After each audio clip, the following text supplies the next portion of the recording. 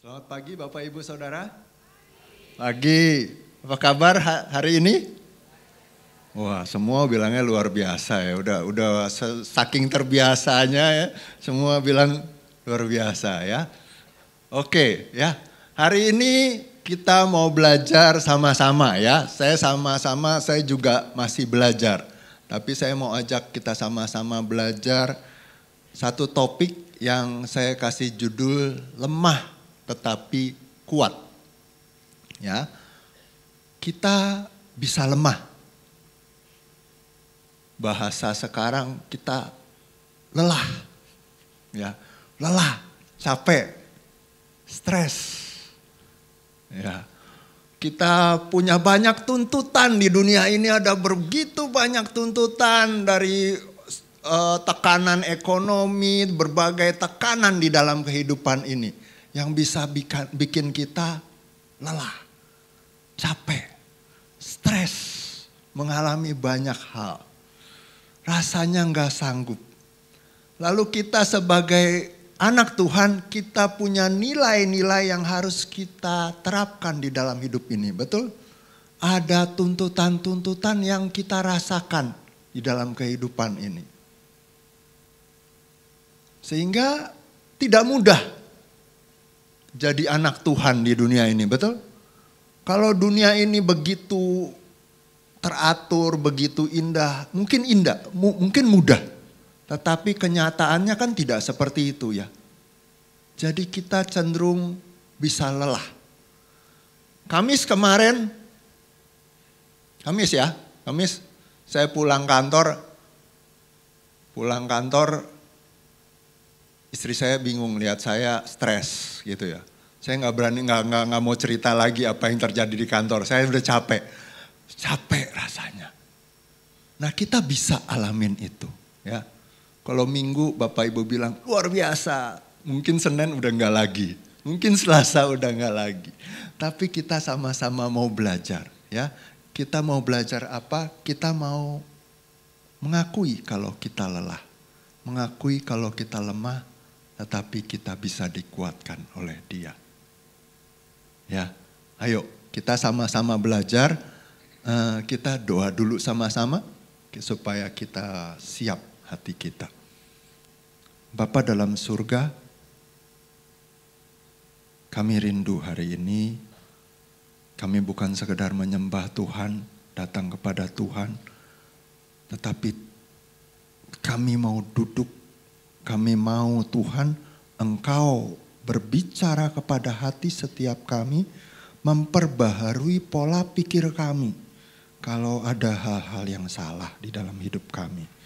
Kami mau hidup kami dibawa oleh Tuhan untuk semakin berkenan kepada Tuhan. Mari Tuhan berbicara lewat hamba-Mu yang sangat terbatas, yang masih banyak perlu belajar juga. Terjemahkan kepada setiap kondisi setiap kami yang ada di sini, supaya kami benar-benar bisa mempraktekkan kebenaran firman-Mu. Terima kasih Bapa, di dalam nama Yesus kami berdoa mengucap syukur. Amin. Oke ya, kita akan belajar dengan 2 ayat dulu kita buka ya. 2 Timotius 2 ayat 1 dan 2 kita baca sama-sama yuk. 1, 2, 3. Sebab itu, hai anakku, jadilah kuat oleh kasih karunia dalam Kristus Yesus. Apa yang telah engkau dengar daripadaku di depan banyak saksi, percayakanlah itu kepada orang-orang yang dapat dipercayai, yang juga cakap mengajar orang lain. Bapak Ibu, dikatakan ini surat Paulus kepada siapa? Timotius ya. Timotius orang yang luar biasa. Ya, dia muridnya Paulus kan ya, kita tahu ya, dia muridnya Paulus. Kita tahu dia sungguh-sungguh melayani Tuhan. Dia dipercaya oleh Paulus Dia mengikuti Paulus sekian lama dan dia dipercaya menetapkan penatua-penatua di berbagai kota. Hebat nggak? Jadi penatua aja di sini susah ya gitu ya. Itu Bapak Hendrik nggak jadi penatua.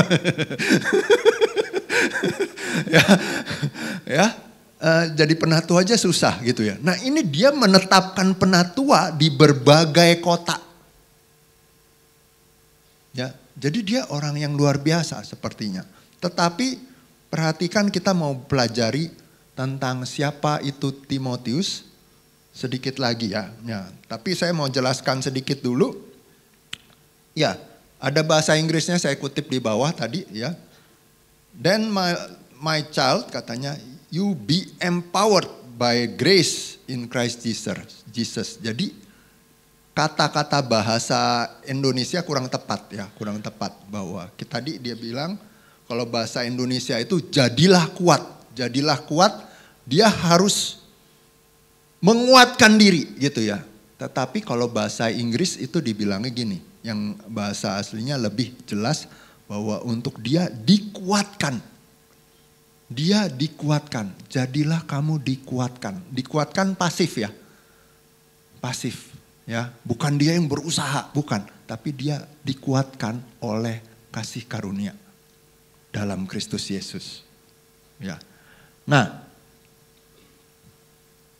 kita nanti akan belajar 3 hal ya. Kita sadari kelemahan kita dulu, lalu kita akan memahami kasih karunia dan mengalami kasih karunia itu sendiri seperti apa. Nah, saya mau ajak kalau kita belajar menafsir Alkitab sedikit lah ya, sedikit, nggak berat-berat ya. Kalau kita baca surat, kita mesti, kalau kita mau tahu pribadinya orang yang seperti apa, yang nulis seperti apa, dan yang ditulis, yang ditujukan itu seperti apa, kita bisa pelajari dari suratnya. Ya, misalnya, ya saya pakai sahabat saya Hendrik lagi ya. Kalau saya bilang, saudara kenal Hendrik kan ya. Kalau saya bilang, Hendrik, bro, lu makan yang banyak dong, yang sehat ya. Kira-kira nyambung nggak? Saudara yang bilang loh ya. Ya, nggak nyambung. Kenapa? Badannya bukan kayak Coach Iping gitu ya. Beda ya. Beda ya. Jadi saya mungkin bilangnya bro ya, jaga makan. Kita mau melayani Tuhan sampai Tuhan datang nih. Nggak tahu berapa lama lagi, kita mesti jaga kesehatan kita. Mungkin saya ngomongnya begitu ya. Jadi perhatikan, kalau dari apa yang saya katakan, saudara bisa tahu kepada siapa yang saya katakan itu orangnya kira-kira seperti apa ya. Oke ya.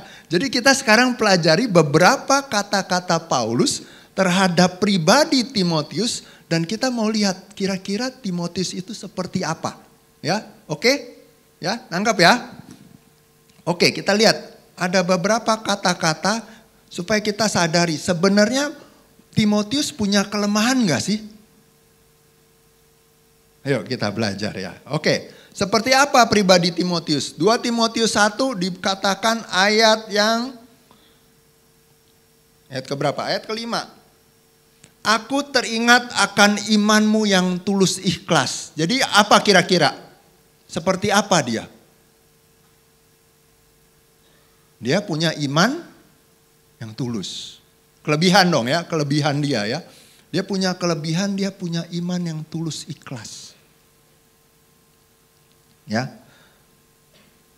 Ayat yang ke-6, ku peringatkan engkau untuk mengobarkan karunia Allah. Nah, kira-kira kalau dia butuh diingatkan, gimana kira-kira dia? Ada waktunya dia mengobarkan karunia Allah, mungkin kadang-kadang enggak. Ini kira-kira kita ya, kita nggak tahu pasti dia seperti apa. Tapi kira-kira kita seperti itu. Atau bisa jadi Bisa jadi juga Paulus memang lagi ya memberikan kata-kata penguatan aja. Bisa seperti itu ya. Oke. Ayat selanjutnya, ayat yang ke-7. Allah memberikan bukan roh ketakutan, melainkan roh yang membangkitkan kekuatan, kasih dan ketertiban.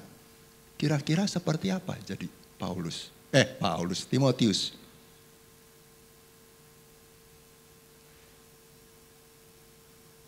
Ada kemungkinan dia suka takut? Ada kemungkinan ya dia suka takut. Ya. Ayat selanjutnya. Jadi janganlah malu bersaksi. Jadi kemungkinan Timotius suka malu bersaksi? Ada kemungkinan. Jadi kita bisa lihat bahwa Timotius itu tidak sempurna. Dia tidak selalu hebat. Dia tidak selalu kuat. Tidak selalu luar biasa ya. Tidak selalu dia luar biasa. Dia ada waktunya lemah juga. Sehingga dia perlu didorong oleh Paulus. Kemudian tadi yang kita baca. Jadilah dikuatkan oleh kasih karunia. Kamu perlu kasih karunia. Kamu perlu kasih karunia. Supaya kamu dikuatkan oleh kasih karunia. Ya, itu Timotius. Ya. Dia tidak selalu kuat. Nah, kita juga mesti sadari. Setiap kita. Kalau Timotius aja yang dia tadi pemimpin yang luar biasa. Yang menetapkan penatua di berbagai kota. Ada waktunya lemah. Kita juga bisa lemah. Ada waktunya mungkin kita stres menghadapi berbagai kondisi. Kita pelajari juga 2 Timotius 3 ya. Tetapi engkau telah mengikuti ajaranku, cara hidupku, pendirianku, imanku, kesabaranku, kasihku dan ketekunanku. Ini luar biasa. Timotius luar biasanya di sini. Dia mengikuti Paulus. Dia ikutin cara hidupnya Paulus. Saya bayangin Paulus itu mungkin orangnya tegas dan sebagainya gitu. Sedangkan nggak tahu ya detail benar apa enggaknya ya. Tapi kira-kira mungkin Timotius tidak selalu seperti itu. Timotius tapi dia berusaha mengikuti apa yang dilakukan oleh Paulus. Timotius mungkin lebih pasif, lebih punya kecenderungan untuk diam gitu ya, tidak bersemangat gitu ya. Tapi dia berusaha. Dia orang yang tekun. Dia mengikuti cara hidupnya Paulus. Dia belajar firman seperti apa yang Paulus ajarkan. Dari situ dia kuat. Ya. Nah, engkau telah ikut menderita penganiayaan dan sengsara. Jadi Timotius ini dia setia, orangnya setia.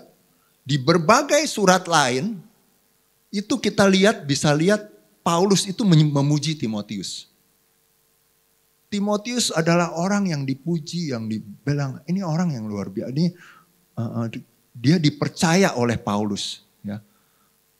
Dia sangat mengikuti aku dan sebagainya. Ada banyak yang ditulis oleh Paulus tentang Timotius. Nah, tetapi di satu sisi kita mesti sadari bahwa orang yang hebat ini tidak selalu hebat. Nah, kalau Timotius saja bisa lemah, bisa ada waktunya, butuh kekuatan dari Tuhan, apalagi kita. Dan ketika Timotius saja butuh kasih karunia, apalagi kita. Setiap kita sama, kita butuh kasih karunia Tuhan. Butuh dikuatkan oleh kasih karunia Tuhan. Nah, kita mau belajar sekarang tentang apa itu kasih karunia. Ya. Kasih karunia tadi kita Jojo tadi udah ajak kita baca juga Efesus 2 ayat 8 dan 9 ya. Ya, kita baca ulang deh. Efesus 2 ayat 8 dan 9. Sebab karena kasih karunia kamu diselamatkan oleh iman. Itu bukan hasil usahamu tetapi pemberian Allah. Itu bukan hasil pekerjaanmu, jangan ada orang yang memegahkan diri. Nah, kita terima kasih karunia itu artinya kita terima keselamatan itu dengan gratis. Kasih karunia itu sesuatu yang kita terima dengan bebas tanpa kita bayar apa-apa. Ya. Nah, saya mau ajak kita ingat SPK ya dikit ya.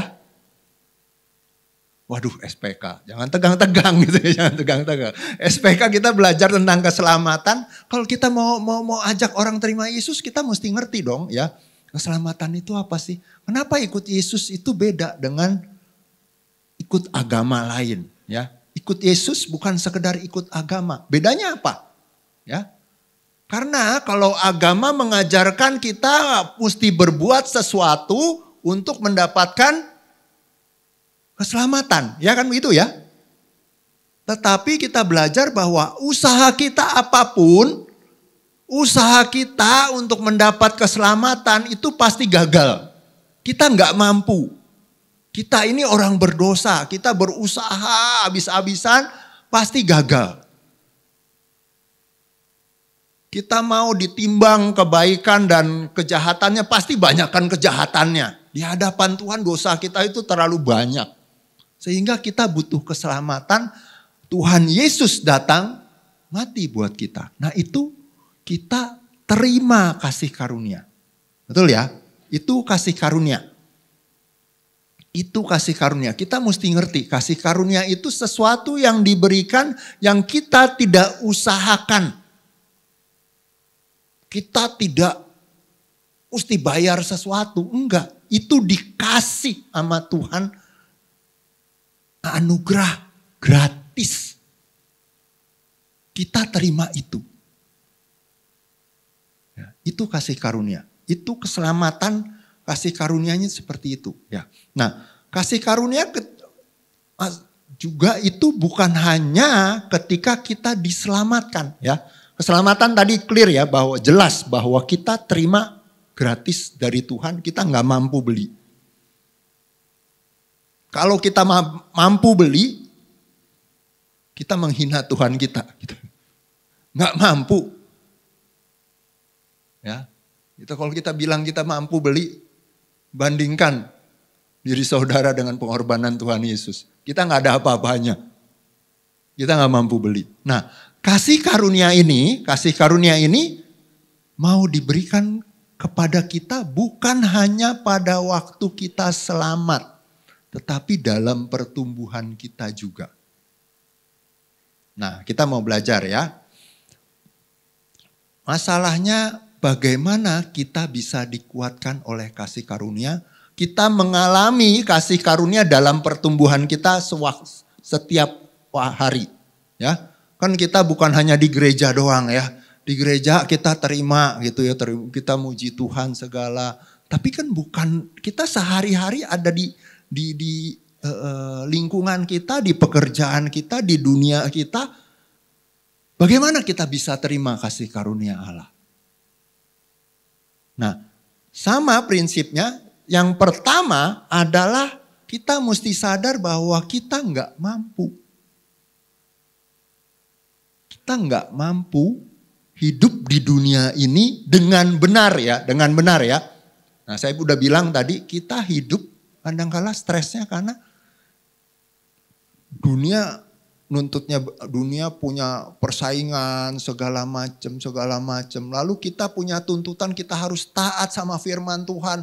Dan kalau mau mengikuti dunia kayaknya susah nih. Kita mesti kompromi, melakukan dosa dan sebagainya. Oh, jadi stres. Nah, kita nggak mampu mengatasi semua ini. Kita kadang nggak mampu menghadapi berbagai tekanan, penyakit. Kita nggak tahu bagaimana menghadapinya. Kita nggak mampu, kita nggak kuat. Kita mesti sadari itu dulu.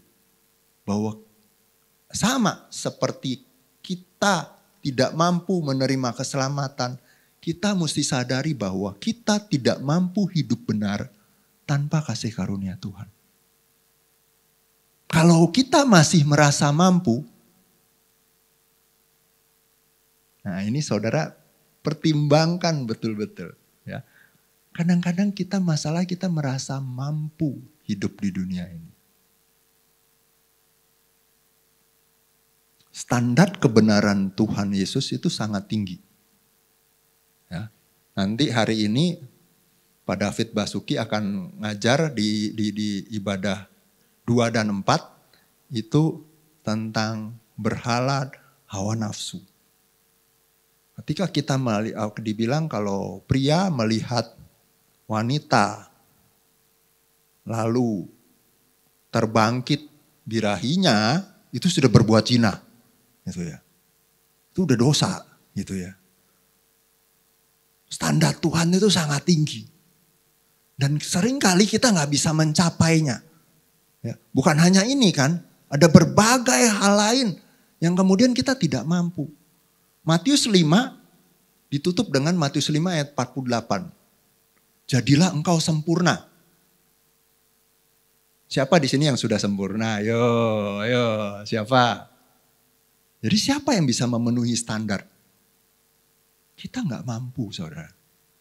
Kita mesti jujur, kita ini nggak mampu. Walaupun kita sudah diselamatkan, kita tetap nggak layak sebenarnya di hadapan Tuhan kalau dari perbuatan kita.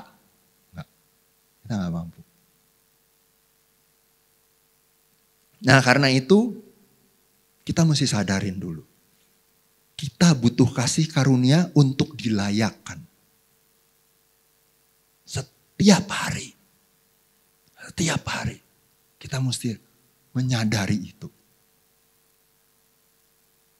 Kalau tanpa darah Yesus di hadapan Tuhan, kita udah harusnya dihukum mati. Kita nggak layak. Nah tetapi di satu sisi ketika kita terima kasih karunia itu gratis. Tadi ya kita bilang udah gratis. Tapi di satu sisi kita mesti berusaha tetap melakukan yang terbaik. Bukan lalu ya udah saya nggak bisa kan, saya nggak mampu. Jadi saya udah nggak usah lakukan kebenaran. Bukan, kita tetap harus lakukan yang terbaik. Ya, berusaha melakukan yang terbaik. Ya, bukan berarti lalu kita tenang-tenang. Enggak, kita mesti berusaha melakukan yang terbaik. 1 Korintus 15 ayat yang ke-10 kita baca. Tetapi karena kasih karunia Allah, aku adalah sebagaimana aku ada sekarang. Ini kata-katanya Paulus ya. Dan kasih karunia yang dianugerahkan kepadaku tidak sia-sia. Sebaliknya aku telah bekerja lebih keras daripada mereka semua. Perhatikan bahwa dia kemudian melakukan usaha yang terbaik. Bekerja lebih keras daripada mereka semua. Tetapi bukannya aku, melainkan kasih karunia Allah yang menyertai aku. Kasih karunia Allah seharusnya menggerakkan kita untuk melakukan yang terbaik. Kasih karunia Allah bukan lalu kemudian ya saya sudah selamat, tenang. Salah. Jangan-jangan kasih karunia menjadi sia-sia dalam hidup kita. Kasih karunia Allah harusnya menggerakkan kita untuk kita melakukan yang terbaik untuk Tuhan yang sudah begitu mengasihi kita. Kasih karunia Allah bukan lalu kemudian kita nikmati, bukan. Kasih karunia akan menggerakkan kita untuk bekerja yang terbaik, melakukan yang terbaik untuk Tuhan.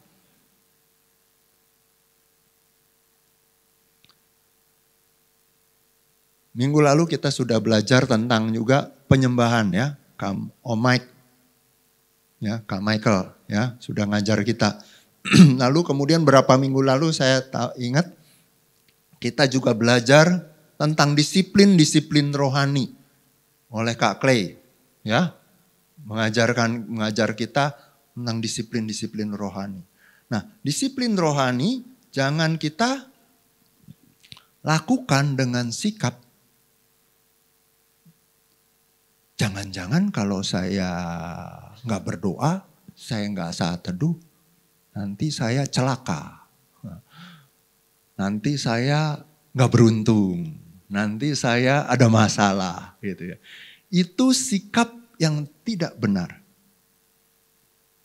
Kasih karunia Allah begitu murah hati, Allah begitu murah hati sama kita. Dia sebenarnya tidak perlu sogokan apa-apa dari kita.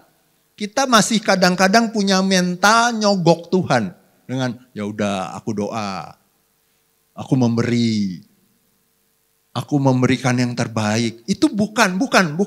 Kita bukan memberi yang terbaik karena kita mau nyogok Tuhan. Itu salah, pola pikir yang salah yang kita mesti buang. Sama-sama, kita mesti buang. Kita melakukan yang terbaik bukan karena kita ingin mendapatkan sesuatu. Bukan karena kita ingin mendapatkan berkat Tuhan. Yang miskin jadi kaya, kutuk jadi buah jadi berkat. Bukan karena itu. Bukan. Berkat yang terindah, kita mesti ingat berkat yang terindah adalah pribadi Tuhan sendiri. Kalau kita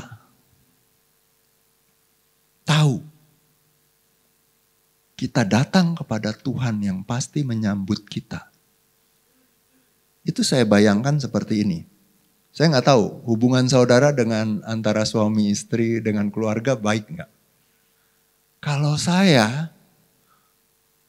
karena hubungan dengan istri dan anak baik, saya pulang itu pengen cepat-cepat pulang. Pengen cepat ketemu karena saya mau ketemu dengan orang yang mengasihi saya. Saya tahu bahwa ketika saya pulang saya disambut, saya dikasihi oleh dia. Nah kalau kita saat teduh, kalau kita menyembah Tuhan, berdoa, kita datang kepada Allah yang pasti menyambut kita dengan sukacita.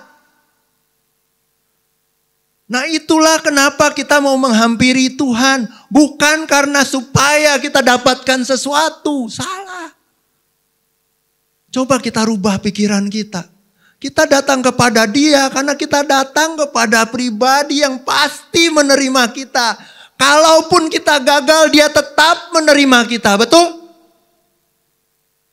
Dia begitu mengasihi kita, tangannya selalu terbuka.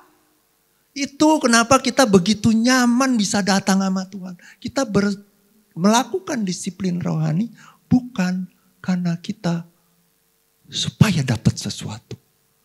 Tuhan berkati saya. Wah, gawat ini. Ini kita kayak penyembahan berhala kalau seperti itu. Kita nggak mau seperti itu. Ya. Ayo kita ubah pola pikir kita.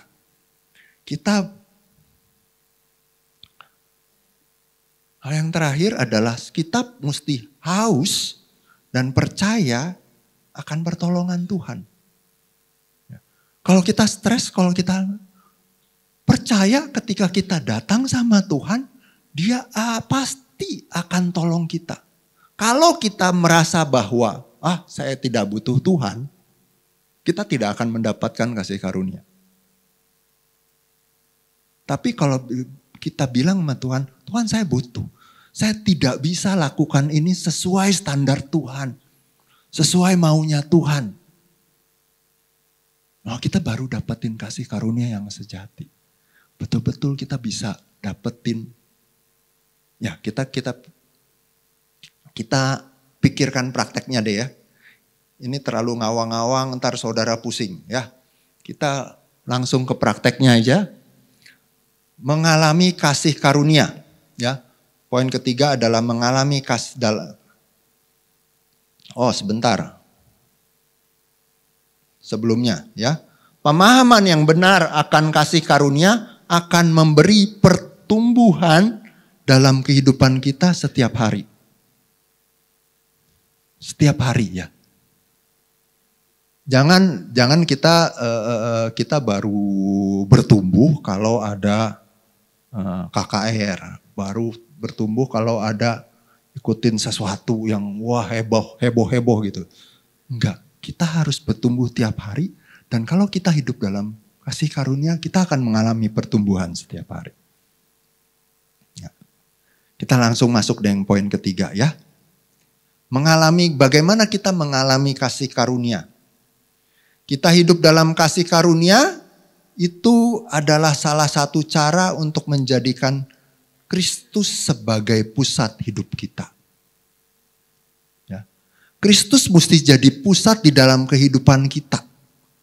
Segala aspek kehidupan kita, Kristus harus jadi pusatnya. Mungkin kita lihatnya tadi Timotius ya. Timotius urusannya pekerjaan Tuhan semua gitu ya. Ya iyalah susah gitu ya. Nah kita kan enggak ya. Kita ngalamin juga mesti bekerja. Mesti ngalamin berbagai macam hal gitu ya. Nah bagaimana? Kita juga butuh kasih karunia. Supaya Kristus tetap jadi pusat atas segala aspek kehidupan kita. Seperti tadi saya cerita, di dalam pekerjaan. Dalam pekerjaan kita ngalamin stres, ya. Saudara dan saya akan ngalamin stres. Apakah saudara usaha atau bekerja sama orang. Standarnya Tuhan apa? Standarnya Tuhan apa? Kita harus bekerja, melayani Tuhan,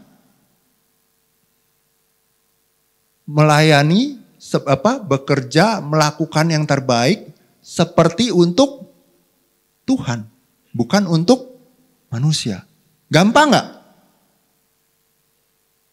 Teorinya sih gampang ya, teorinya gampang. Kan kita ketemu orang-orang yang kadang-kadang kita nggak bisa, kita nggak bisa cocok, kita konflik, kita ngalamin masalah.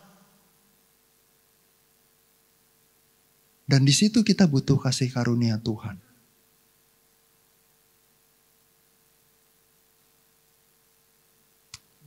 Di dalam pekerjaan seringkali berlaku memang apa yang kita tabur kita tuai gitu ya. Artinya kalau kita kerja rajin, kita akan dapat berkat ya. Tapi kan kenyataannya tidak selalu seperti itu, semudah itu, sesederhana itu kan. Kadang-kadang kita kerja rajin, ada yang menghargai, ada yang tidak menghargai. Menurut kita benar, menurut orang lain belum tentu benar. Apa yang menurut kita saya sudah lakukan yang terbaik, menurut dia belum. Dan itu bikin kita stres. Kita sebel, kita susah. Nah di masa-masa itu, kita butuh kasih karunia Tuhan. Ada kalanya di kantor saya stres, ini gimana ngelakuinnya gitu ya. Saya dikasih tugas sama bos saya, ini gimana ngelakuinnya. Hal-hal yang kadang-kadang yang saya belum pernah lakukan sebelumnya.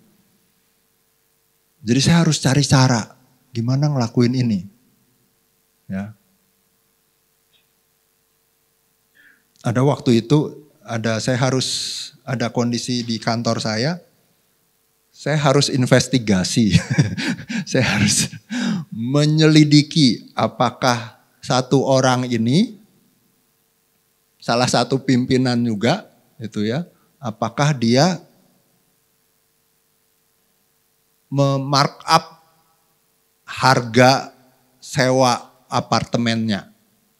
Karena harga sewa apartemennya itu dibayar oleh kantor gitu ya. Pusing saya. Saya belum pernah lakuin yang kayak begitu. Urusan saya biasa urusan di kantor gitu. Ini nemuin orang, nyari tahu gimana ininya. Nah, saya nggak tahu gimana caranya. Ya, tapi ya udah. Cari hikmat Tuhan, berdoa, kasih karunia Tuhan. Ya cukuplah gitu ya. Walaupun saya tidak selalu mendapatkan yang terbaik, tapi saya cari cara. Ada aja caranya. Gitu. Ya. Kita butuh hikmat Tuhan dan itu salah satu bentuk kasih karunia Tuhan di dalam kehidupan kita. Dalam pekerjaan. Dalam banyak hal kita mesti belajar ya. Mungkin di sini nggak ada yang single, nah, tapi kehidupan single maupun kehidupan keluarga kita itu butuh kasih karunia. Kalau yang masih single, kadang-kadang waktunya kita ada waktu-waktunya kita kesepian, ada waktu-waktunya kita tidak tahu mesti bersikap seperti apa. Mungkin di sini banyakkan orang tua yang mengharapkan anaknya yang single cepat menikah gitu ya. Ini kenapa belum ada yang nyamperin gitu ya, dia nyamperin kenapa pada nggak mau gitu ya. Kok dapatnya yang gimana dapatnya supaya dapat yang seiman dan sebagainya, kok kayaknya susah. Kita butuh kasih karunia.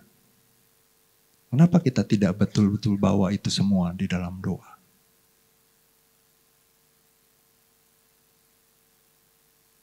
Akui bahwa kita kesulitan, kita tidak tahu harus bagaimana. Bawa itu kepada Tuhan. Yang mungkin yang mulai memasuk pranikah katanya ya. Pranikah di sini katanya susah gitu ya. Ya, katanya mesti lama gitu ya. Tapi miliki sikap yang seperti tadi saya ajarkan. Nggak gampang kok menjalani hidup pranikah yang kudus seperti standar Tuhan. Nggak mudah. Nggak mudah. Nggak mudah memasuki pernikahan kalau kita tidak mempersiapkan dengan baik.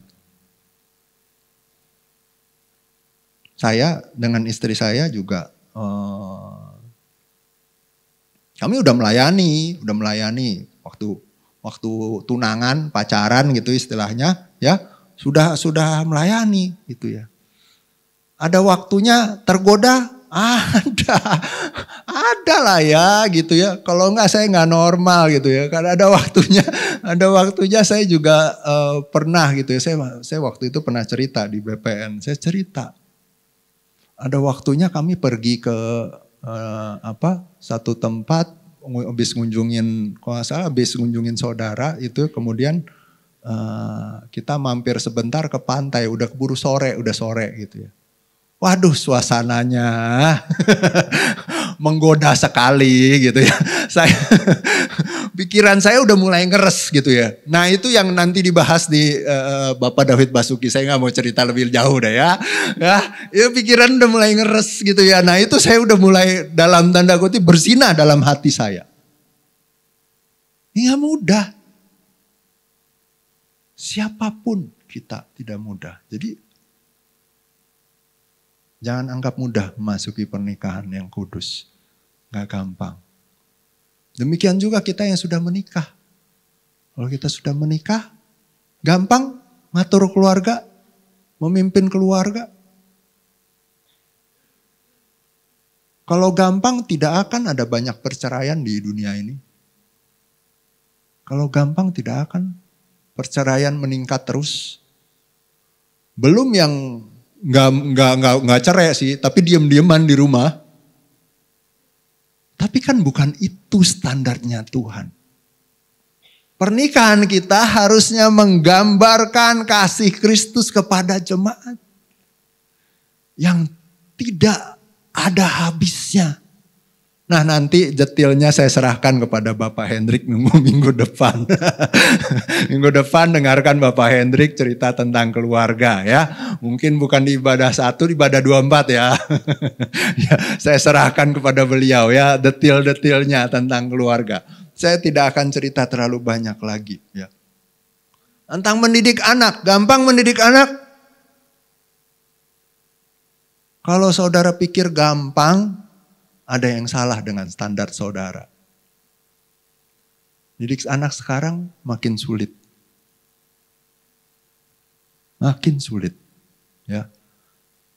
Kemarin saya baru hari Jumat kita ngobrol-ngobrol. Kebetulan saya ada ketemu dengan Abalaf di Jamblang, ngobrol-ngobrol ya. Lalu salah satu pembicaraannya, sekarang ada, kemarin ini baru ngobrolin tentang antikris katanya. Wah, tantangan antikris apa segala macam. Tapi setelah ngobrol-ngobrol lebih jauh, iya ya, sekarang tantangan masalahnya bukan masalah antikris segala macam. Masalahnya medsos. Masalahnya ada berbagai pandangan dunia ini, entah itu TikTok, YouTube, dan Instagram, dan sebagainya. Begitu gampangnya masuk ke dalam pikiran anak kita tanpa kita tahu. Dan itu semua belum tentu kebenaran. Dan anak kita belum tentu siap memfilter mana yang benar, mana yang salah. Dan anak kita belum tentu mau cerita apa yang dia lihat di sana karena dia menikmati. Dan teknologi sekarang sudah begitu pintarnya, dia tahu apa yang dia mesti tawarkan kepada anak saudara sehingga anak saudara terikat dengan medsos. Ada teknologi namanya artificial intelligence yang saya pikir dulu sepertinya susah amat. Ternyata udah makin lama makin canggih. Dan dia dengan mudahnya mempengaruhi anak-anak kita. Dan kalau kita tidak siap, entah apa yang muncul dalam 5 tahun ke depan lagi. Dan kita butuh kasih karunia untuk itu. Bersediakah kita bilang sama Tuhan, Tuhan tolong saya. Bagaimana saya harus mendidik anak-anak saya dengan benar. Dan itu tidak mudah. Kalau kita merasa bisa, kita tidak ada di dalam kasih karunia Tuhan. Tetapi kalau kita bilang, Tuhan saya butuh pertolongan Tuhan. Kita akan melihat pertolongan Tuhan dari waktu ke waktu. Mungkin tidak langsung ya, nggak langsung. Wah, tiba-tiba muncul beres semua. Anak kita jadi manis, anak kita jadi luar biasa. Enggak langsung begitu. Ya, tapi Allah akan turut bekerja di dalam segala sesuatu di dalam kehidupan kita. Kita bisa temukan hikmat, kita bisa temukan cara, kita bisa temukan orang-orang yang kita bisa belajar bersama-sama untuk mendidik anak kita. Ada begitu banyak hal yang area dalam kehidupan kita, kita selalu butuh kasih karunia. Hari ini Bapak Ibu, kita mesti terus mengubah paradigma kita tentang kasih karunia. Hidup kita harus digerakkan oleh kasih karunia Tuhan. Dia begitu mengasihi kita, dia sudah menerima kita tanpa syarat. Itu yang seharusnya menggerakkan kita mengasihi Tuhan lagi. Kita menjauhi dosa bukan karena kita takut dihukum. Kita menghadapi masalah-masalah kehidupan ini bukan supaya kita nggak repot. Bukan supaya kita tidak mengalami berbagai masalah. Tetapi supaya apa yang Tuhan kehendaki di dalam kehidupan kita bisa digenapi. Dan itu butuh kasih karunia Tuhan. Kita mesti berseru sama Tuhan. Kita mesti miliki sikap yang haus sama Tuhan. Tuhan, apalagi yang Tuhan mau dalam hidup saya? Apalagi yang Tuhan mau kerjakan di dalam hidup saya? Hari ini kalau saudara pulang, saudara ingat. Periksa hidup kita. Apakah kita masih suka merasa saya bisa lakukan sendiri? Saya tidak usah libatkan Tuhan, saya bisa. Hari ini, ayo kita libatkan Tuhan di dalam seluruh kehidupan kita. Tuhan, periksa hidup saya. Adakah hidup saya di mana saya belum menjadikan Tuhan pusat di dalam hidup saya? Kita mesti periksa apakah hidup kita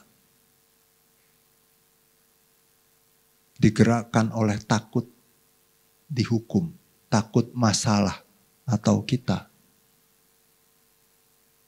hanya ingin cari berkat dari Dia?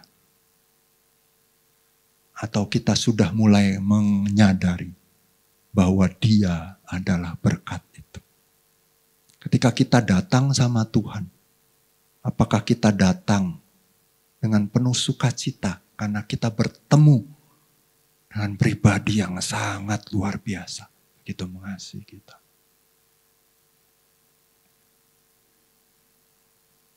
Mari kita melayani Dia dengan menjadikan Kristus sebagai pusat di dalam semua bidang kehidupan kita. Bukan di dalam gereja saja.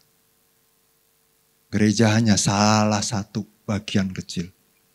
Tapi hidup kita adalah hidup mengasihi Dia, melayani Dia. Mari kita tundukkan kepala, kita berdoa. Bapa dalam surga, hari ini kami datang kepadamu. Kalau kami belajar kehidupan Timotius pun membutuhkan kasih karunia dari Tuhan. Kami mau sadari Tuhan, bahwa setiap kami butuh kasih karunia dari Tuhan lebih lagi.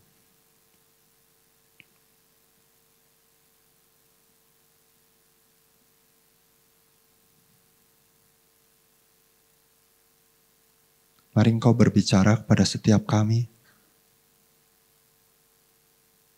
Hal apa di dalam bagian kehidupan kami yang kami masih merasa bisa. Kami merasa kami tidak butuh Tuhan.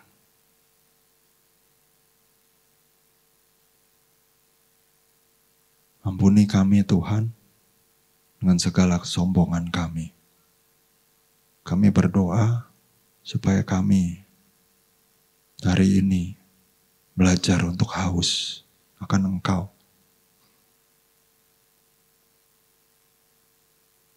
Buka pikiran kami terus Tuhan, untuk kami melihat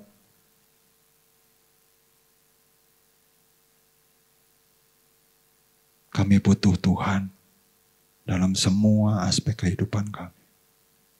Koreksi Tuhan, apapun dalam hidup kami yang belum berkenan kepadamu.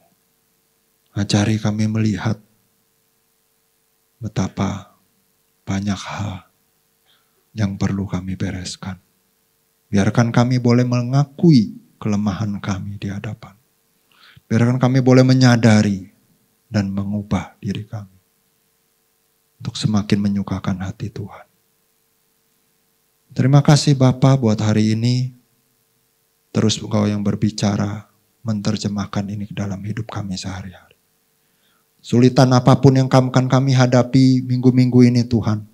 Biarlah ketika kami menghadapi kesulitan itu, kami ingat, kami butuh kasih karunia Tuhan. Dan Tuhan senantiasa bersedia memberikan kasih karunia. Terima kasih Bapa, dalam nama Yesus kami berdoa mengucap syukur. Amin.